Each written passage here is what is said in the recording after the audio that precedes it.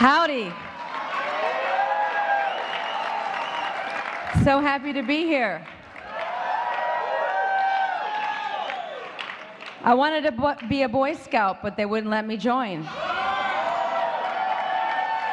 I think that's fucked up. I can build a fire. I know how to pitch a tent.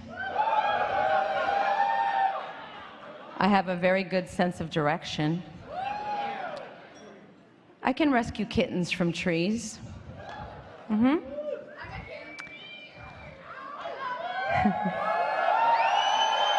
Listen, I want to do good for the community. And most importantly, I know how to scout for boys. So I think that I should be allowed to be a Boy Scout. And I think they should change their stupid rules. Don't you? Yeah? You guys don't sound excited enough. Don't you think they should change their rules? Okay, good. All right, so you may sit down. Please relax. I have a few axes to grind. I'm not going to talk till you're all sitting. I want you nice and cozy in your seats. I brought a book in case you take too long and I need to read.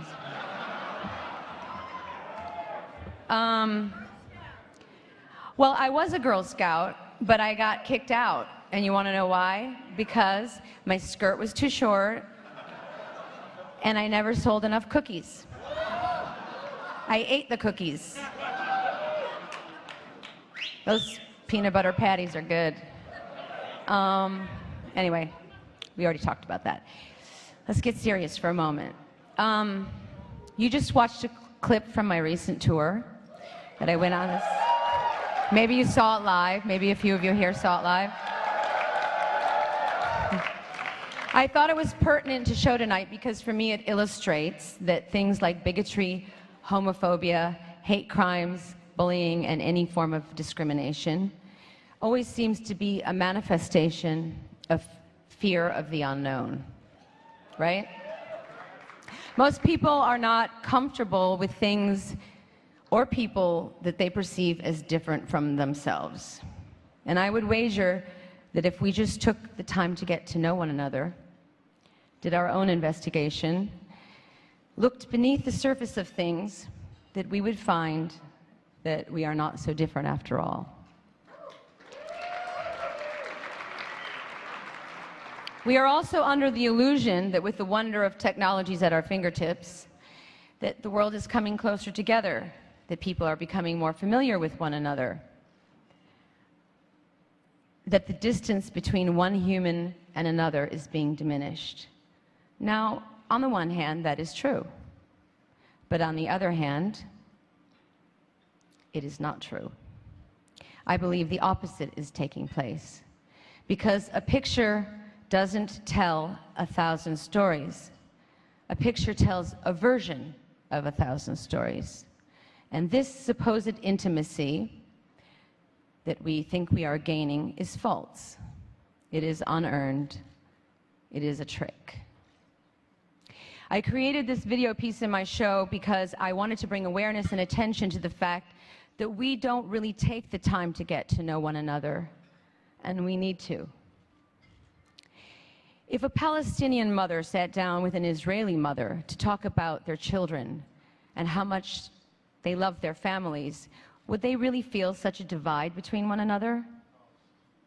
Would they? If President Putin sat in a room with Pussy Riot,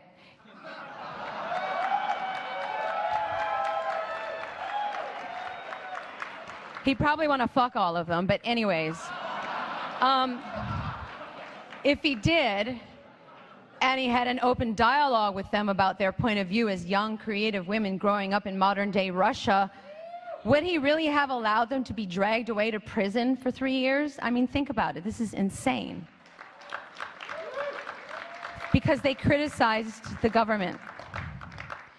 And if this newly religious government in St. Petersburg sat down with the 85 men who were arrested before and after my show for being openly gay and asked them about their hopes and dreams for the future, really listened to them, would they be in jail right now? Would I have received death threats? Would I be fighting a lawsuit for $1 million for openly supporting the gay community in Russia?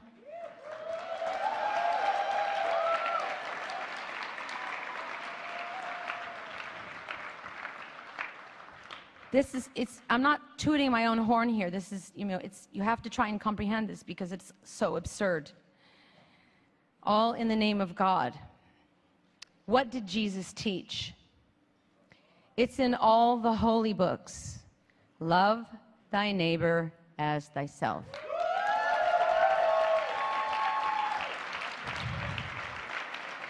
So, we cannot use the name of God or religion to justify acts of violence, to hurt, to hate, discriminate. I think you get my point of view, and I realize that everyone in this room is pretty much on the same page as me. But anyone out there sitting on a fence still?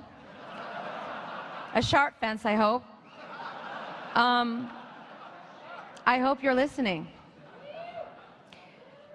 When I think about young kids today in America who are being bullied and tortured, who are taking their own lives because they feel alone and judged, outcasts and misunderstood, I want to sit down and cry a river of tears.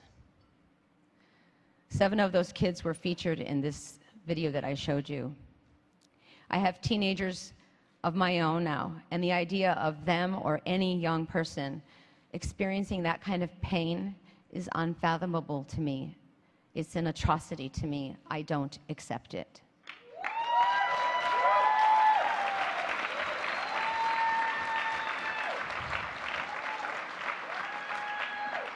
And it's no different than a white supremacist hanging a black man from a tree before the civil rights movement, okay? No different. It's no different than a member of the Taliban shooting a young girl in the head for writing a blog about the importance of female education. It's no crazier than an Iranian gay man being hanged for falling in love with a man. I don't know about you, but I can't take this shit anymore. Okay?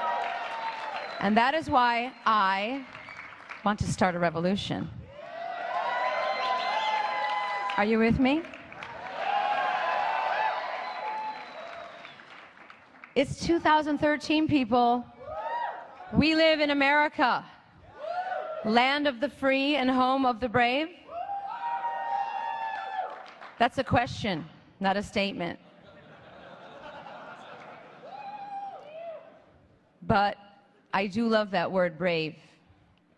I don't fling it around very often. I don't know a lot of brave people. In the song you just heard, I sing the line, "It's so hard to find someone to admire." And that is the reason I am here, to give an award to someone I admire.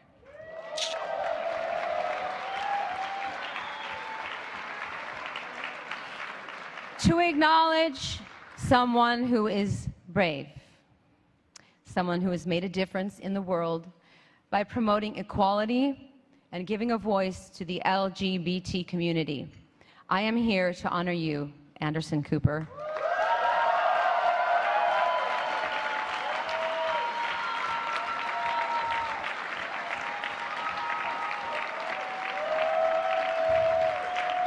Now you can stand up.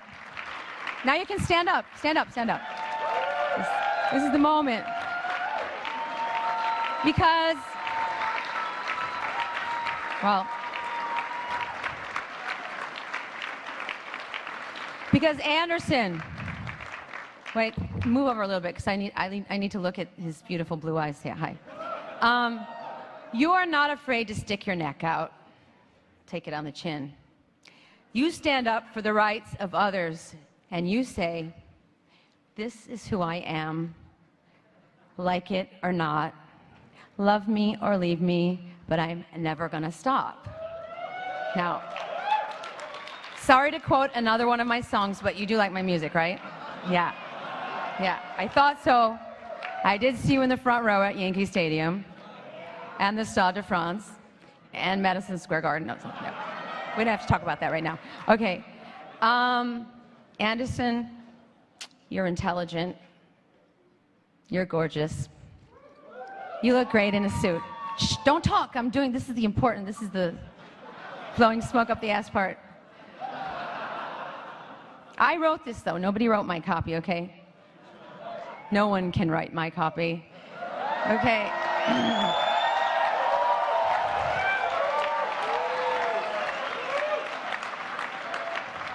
You are an excellent journalist. You have the most beautiful blue eyes I've ever seen. And half of America is in love with you.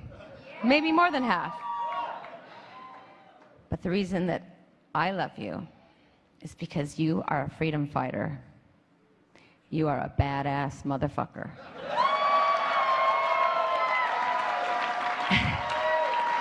And you are brave. And the world needs more people like you. Okay? Amen. So, I think you and me need to start a revolution together, but we're going to hammer out the details of that later.